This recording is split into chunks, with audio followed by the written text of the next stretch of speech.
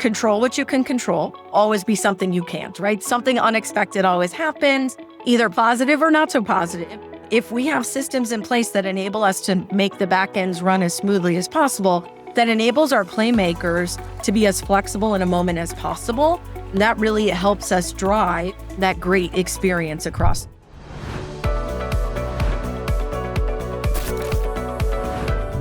Welcome, friends. Today's guest is a powerhouse. She brings a rare blend of operational mastery, hospitality precision, and leadership tied all together. I am so inspired by her background. Erin Chamberlin, she is the COO of Topgolf, and she leads the global venue ops, supply chain, player experience, and culinary strategies. Before Topgolf, she ran large-scale casino and hospitality ops at Caesars and Penn Entertainment. I would say this is one of those roles where thousands of employees and millions of guests are constantly coming across and having these beautiful experiences that are difficult to express, just feels like it's magic, but truly takes quite a bit of work in the back end, especially if you think about the supply chains involved in making that happen and the logistics of all of it. She's the mastermind that brings it all together. Erin, welcome. Thank you. Thank you so much for having me. One of the things that we talked about is that breadth of experience. I think it gives you a different lens. I'd love for you to maybe share with us your journey so far and the work that you're doing at Topgolf. So I started in the casino industry right out of graduate school. So undergraduate, I went to go work in a consulting firm in the benefits world and went back to business school. And when I was at business school, I really wanted to try out something different, having done the consulting world a little bit. And I wanted to be more involved in something day to day. And so I looked for programs that would allow me to do that. And so the company, Caesars Entertainment, was actually then Harrah's Entertainment, would recruit folks who didn't have casino experience or even hospitality experience, but who wanted to learn that business through this special program. And I was fortunate enough to have the opportunity to do that. And so I did an internship.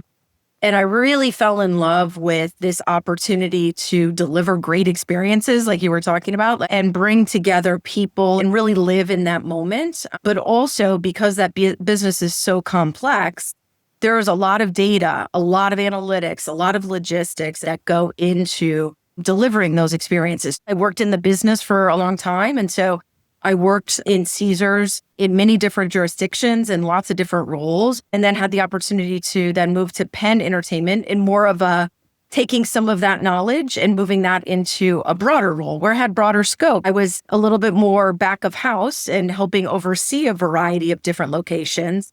So that gave me another perspective, less ground up and a little bit more broad, which I was really looking for at that point in my career. Having that basis of starting in the business and learning so much from the ground up really helped me as I moved into the next part of my career, which was then helping other people do that at scale a little bit more broadly. I love that. Experiences like this and have roles where you have such high stakes, operational kind of exposure. You're basically dealing with the front line, all of the little challenges and big challenges that come with it. You're not only responsible for making sure that you deliver that consistently high customer experience, but you have all of these things happening in the background that you also have to make sure are managed to enable that. Appreciated that when I had kids of my own. I was joking around with my husband about, the kid is napping or the baby's napping, and now you kind of cut their nails and you do all of these things that they just won't let you do when they're awake. And for them, it's like flawless experience. But the amount of work that goes into making that happen and to deliver that, it just gives me a whole new level of appreciation for it. And I think what really resonated with me from our last call, Erin, is you talked about this framework that you use, which is you have all of these lenses and perspectives that you've gathered throughout your career, and you try to simplify all of these complex challenges by working backwards from the customer. So thinking about that journey and simplifying it. Can you maybe walk us through what does that look like and how do you rally your team around this framework so you can actually see what that customer journey looks like? Yeah, I think it's really important in these types of businesses, and quite frankly, in the hospitality world, is really thinking about especially kind of the further you get away from the customer in your day-to-day interactions, is really helping to ground yourself in that, because ultimately what customers are purchasing from us in hospitality is not a product, right? They don't necessarily walk home with something. They're purchasing from us an experience. I think it's important for us to start with, what is that player experience that we're really looking for? What are we hoping for them to feel? What are we hoping for them to really leave with in their mind as a memory? And then we work backwards from there. Can we offer this with it? Can we offer that? And so like, those are the things that as we move through the process, okay, now that's how we're going to do it. Now, what does the team need to be able to deliver to make that happen? So what does the tech team need to deliver? What does the supply chain team need to make sure that we have staffed and inventoried? And so you kind of just peel that back at each step until you get to kind of the most simple form of what you need to accomplish. And it keeps us reminded on why we're doing something, to help us keep it as simple and as tight to what the consumer is really looking for as possible. So it's just been a nice way for us to stay grounded in why we're doing something, which I think is really important for teams. Absolutely. I think we all get so tunnel visioned in what it is that we're doing.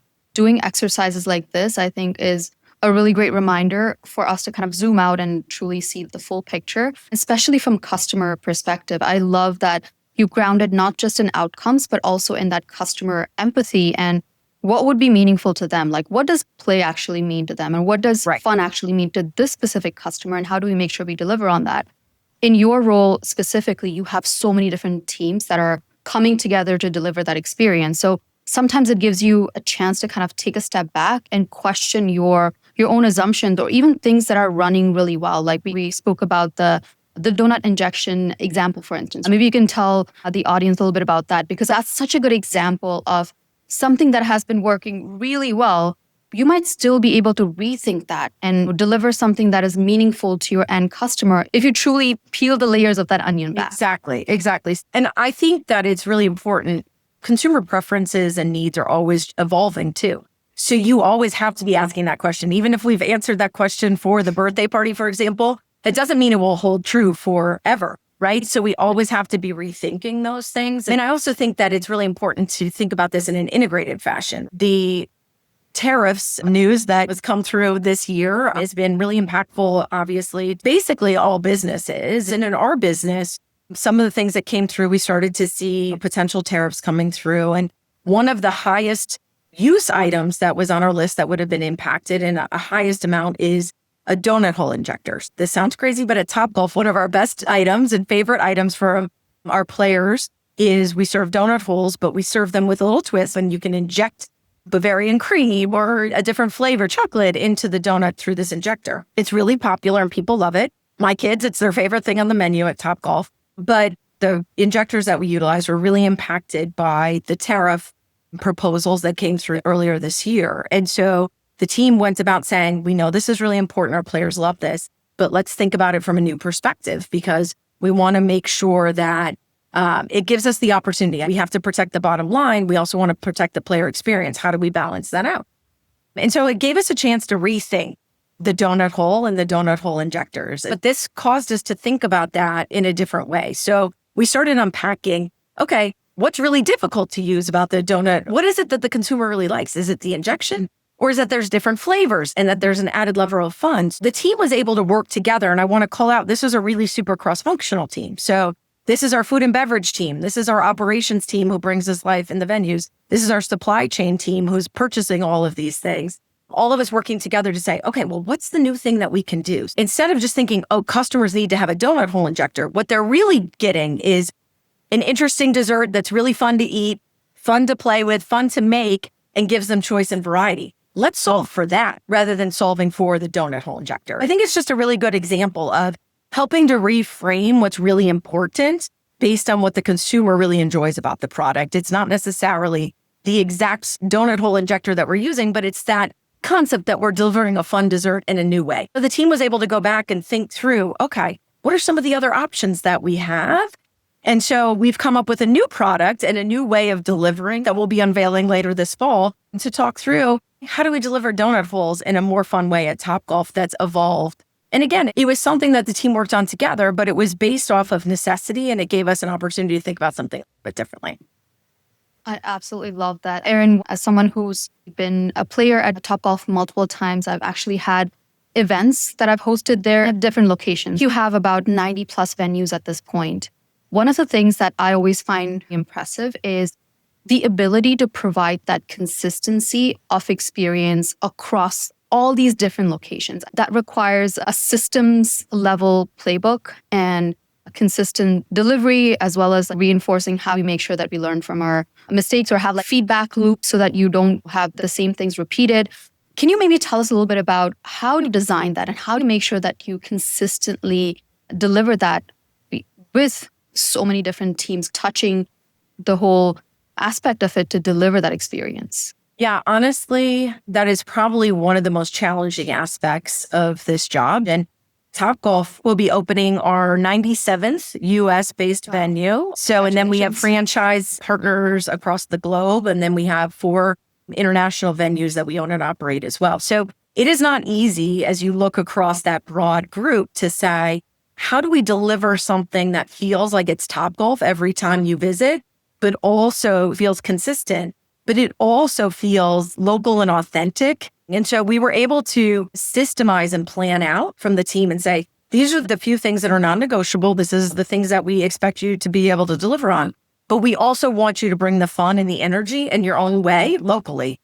And so we'll go out and we'll audit against that. So when the regional leadership teams will go into venue, they will say, okay, we have a very systematic way to audit against, are we delivering the things that we said were non-negotiable?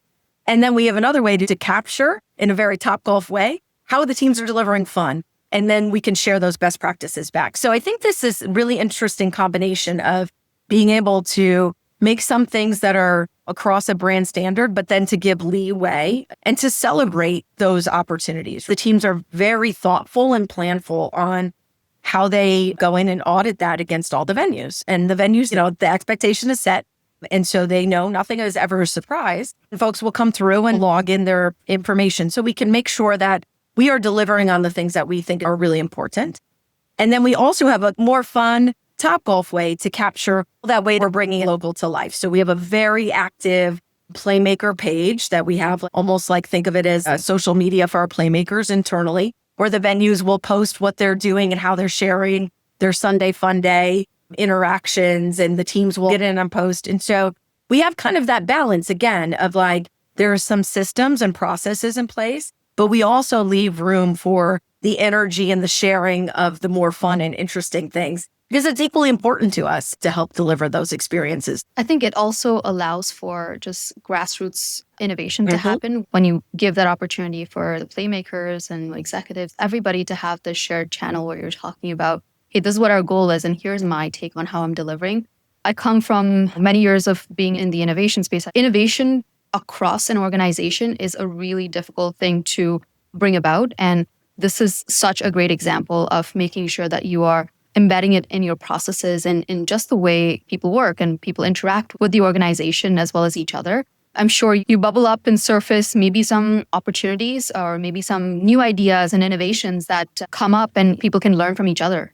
Yes, absolutely. I think that's one of our really core important values here at Topgolf is to make sure, again, we're rooted in the player experience, and that there's no better place to hear that from than our Playmakers who are interacting with our players every single day. And in fact, one of the channels is basically open ideas. And the Playmakers, any level Playmaker will get on and share, like, why do we do this? Have we thought about that? And so we're getting great information directly from our Playmakers in real time. It's really important for us culturally to understand and hear those innovations as they come from, because again, those are the folks who are really hearing from our players first and foremost. And so we have a lot of great examples of things that have been innovated from those channels across the organization. And it's incredibly important for us to keep that two-way feedback going. A recent venue visit to our Naperville and Schaumburg locations, where they were walking us through some of the impacts that we have from the ways that we ordered retail.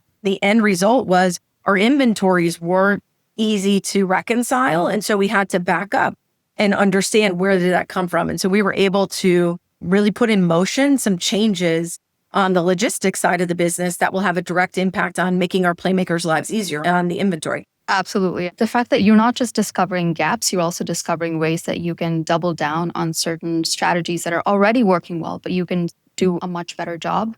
And just the diversity of thought and the diversity of ideas that you're opening yourself up to, because everybody has their walks of life and the way they approach work, and everybody has their different roles as well. So it gives them so many different lenses to kind of provide their input. And organizations where folks are able to actually provide that input, they feel like they're able to buy in to the mission of the organization, which is delivering that playful experience. As a customer or as a player, I know I've had multiple great experiences across different locations, as I mentioned. And I think that's only possible because of all of these cultural aspects that are a little bit harder to see unless you really peek behind the curtain to see how it's being done. Yes, for sure. And I think that's like the secret sauce of Topgolf. We are able to combine being very thoughtful and intentional and programmatic in so many ways, but still leaving room for that innovation and that playfulness. In operations, we always say, control what you can control, always be something you can't, right? Something always happens, either positive or not so positive. If we have systems in place that enable us to make the back ends run as smoothly as possible, that enables our playmakers to be as flexible in a moment as possible, that really helps us drive that great experience across. So controlling what we can so we can then deliver either more local experience or adapt to a situation is really important. That absolutely makes sense. As I maybe take a step back and think about all of the different pieces that you juggle with on a day-to-day basis, owning the supply chain, services, all of the frontline work that happens, there's quite a bit of almost like puzzle pieces that you have to put together to make sure everything is functioning well. But that becomes even more difficult or complicated as you layer on the volatility of the market, all of the disruptions that we've had recently. We spoke a little bit about tariffs. How have you gone through the last few years with COVID and then the whole post-COVID era to where we are now? And how have you managed to kind of rethink what you should be doing, what you should be delivering through these disruptions? And how have you kind of continued to drive that success? It's true. I mean, honestly, if you look back, you think about what's been happening, especially in the past 5 years, is like kind of COVID, coming out of COVID, a big boom, and then kind of a normalization on travel and hospitality and tariffs. There's just been a lot of uncertainty in the macro environment. And I think staying close to what's most important at that day and time in terms of your playmakers and your teams and also to your consumers has really been the grounding force. But I think having systems in place, but being willing to rethink some of those systems, question those ideas, and being flexible. I think one of the things that coming out of COVID taught me personally in the hospitality space was the flexibility to question things that I'd kind of thought about as being sacred for a long time. At that time, I was in the casino business. This is what players want from the casino business. It changed a lot of things that people wanted and the things that people valued. Pre-COVID, think about how many buffets were open in casinos. Post-COVID, people are like, that doesn't seem as appealing to me anymore.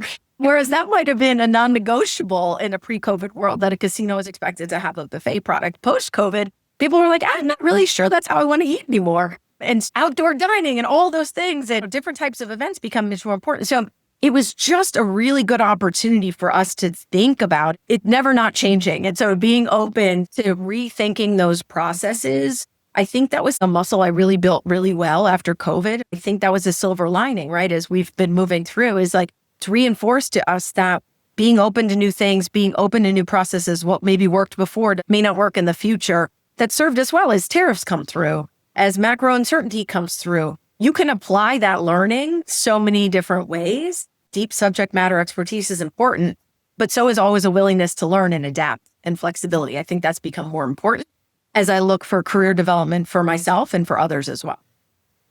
Yeah, that makes so much sense. I think the acceptance of the disruptions are probably going to continue. We just don't know, but the mindset shift to I'm going to be agile, I'm going to be flexible and just roll with it. Because 97 venues right now, but you guys also open about 10 or so a year. So the complexity is going to continue to grow for an organization that's growing at such a rapid scale, but managing to also bring that high level of experience and quality for the players that visit all of these different facilities. And the other thing that I really admire about your background is that you continue to build these inclusive teams and you focus on rallying groups together that you want to see having more representation, for instance, or having voices or seats at the table. I know at your previous organization, you had 10 women as work that you focused on, and there was a lot of impact that you drove through that. I'd love to dig into that a little bit. How do you think about enabling those things that have to happen for multiple individuals, for them to be not just encouraged, but have the pathway to actually succeed and grow their skill sets and their careers? And how do you continue to build these inclusive teams? Yeah, I think this is something I'm incredibly passionate about. I've benefited from folks who have come before me, who have done the same thing for me. I would start with the beginning. I think it's just most important to know that diverse teams, it's not just gender, ethnicity, it's ways of thought, it's socioeconomic background, there's so many different ways that you can value that. We don't have representation for a lot of our customer thought processes. There's a lot of opportunity we're going to be missing, just really not tapping into opportunities for us to grow revenue. And I think for lots of people, being able to see somebody who looks like them or came from a place like they did in a position gives them a different viewpoint. Just a ton of credit to the leadership team at Penn Entertainment. My former bosses, CEO Jay Snowden and COO Todd George in particular. Just want to say thank you to them because they identified as an opportunity for us to build an organization at that place called Penn Women, where we said, this is not just about providing networking or visibility for women, but it was really providing skills for folks. So we could see how we could help people get from point A to further up the career ladder in their journey, getting them to feel comfortable about reading a P&L, getting them comfortable presenting to large groups. So it was identifying what are the skills that they felt they needed to get further in their career journey, and then providing actual workshops, actual work and online courses and lots of different ways to serve lots of different constituencies. The real key point here was you provided some representation, you provided some goals, but then we put in place really concrete things that folks could do to level up their skill sets, to make them feel more confident as they were considering putting in for a promotion, to make them feel more prepared to raise their hand for a project, to make them feel really substantively more confident in moving forward in their careers. And the team here at Topgolf, we have Women's Impact Network, or WIN, and we're approaching that same thing now too, is understanding how we can take that and build some skills in for our playmakers to help them see a brighter career path for themselves. I think it's really important that we have representation, but I think it's really important that we help people really along that path in a very concrete fashion. Absolutely. There's a study that actually outlines how women are reluctant to apply for jobs where they don't feel like they match most of the skills, they won't even apply. Whereas for men, if they feel like they can figure it out or know most of it, they would gladly apply. Their mindset is, if I go and join a job that I already know everything about, then what's the point? I should go to this job so I can master it and I have the skill set to be able to do it. So making that shift for a lot of women actually requires not just the confidence, but the hard skill. So I love the approach of actually making sure that there's an intentional way of delivering those hard skills and measuring that impact and making sure that women are feeling comfortable to take that next step. In reality, Erin, you are also a minority because only 15% of COOs in ops-heavy industries are women. So there's a long way for us to go here. So all of these efforts, I think, go a really long way in enabling that. I'm a part of an organization that myself and a couple of other women founded, talking about, hey, what should we do to make this impactful? Because we feel isolated in certain places that we might be at the table, but we are one of 25 other people that are at the table, especially if you're in boardrooms, et cetera.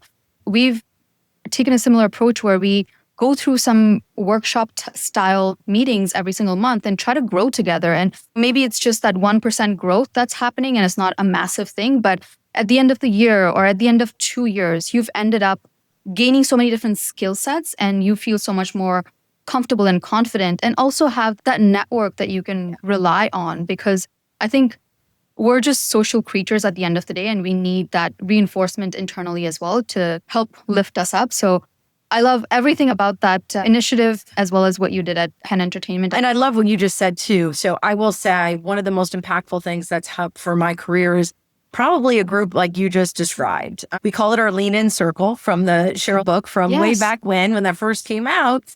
A very influential woman who is very near and dear to me, named Eileen Moore Johnson, went to Caesars Entertainment, and she did something that I tried to mirror at Penn. We have a small group of women. There are 6 of us who are incredibly close and have been together for about 15 years. We find ourselves in those similar situations. And the way that it's described in the book is a personal board of directors, right? I've found for me, and I would highly encourage other folks to do that, no matter who you are, finding folks who are in that similar experience as you are has been extremely impactful for me. Our group always talks about it. We're not here just to describe what's happening, but we're here to help you get better. Exactly. It's meant to be, let's support each other. Yes. Don't think that you're alone in this. There are lots of us who are not sure if we belong here and if there's a path for us to grow. But I think if we join forces, maybe we can figure out how do we grow and what are those things that we should be thinking about, because genuinely we should be thinking about how do we make ourselves better and drive an impact in the positions that we're in. Supply chain definitely is one of those spaces where lots more representation is being seen now across the board. Hopefully all of these little movements and our joint efforts will continue to drive that forward. Agreed. Erin, this has been an incredible episode. As I think about some of the takeaways that I'm walking away with today, we covered everything from how do you reverse engineer that process or the complexity that comes with having such different numbers of teams and processes that have to come together to deliver an experience, and be able to simplify that, align everybody, come up with the vision and drive forward and drive that impact, to talking about how you can actually use disruption as a key for driving not just reinvention, but also innovation. And rather than being in that reaction mode, it gives you a venue for something greater that can happen. And then inclusive leadership. The fact that inclusivity starts with not just having places for people to network, but also with skill building and having other leaders and other people that believe in them and give them that space to grow, I think is truly meaningful. I hope everybody that's listening feels the same way. I'd love for you to share with our audience a little bit about what to look forward to this year at Topgolf. If you can also share with us how they can keep up with you on socials and anything else that you'd like to share with us. Thank you. I am just super proud to be part of this team. I do want to also take the opportunity to say thank you to our teams here. I encourage everybody to get out and visit. We do have 97 venues. We're actually opening a new one in Panama City Beach, and several more to come by the end of the year. This fall is a really cool new football game. So kind of bringing together golf and football in a new and innovative way. So that's what I would stay tuned for at Topgolf this fall. And then we're also really looking forward to the new openings and continuing to build our franchise business out international. So we look forward to that. So you can definitely find me on LinkedIn, just at Erin Chamberlin, just L-I-N. Erin, thank you again for your time. This has been such a fun conversation, and I look forward to all the different innovations that are about to unfold. And we're going to be looking out for not just the announcements, but experiencing it ourselves as well. Thank you. Well, thank you so much for the time and for your efforts.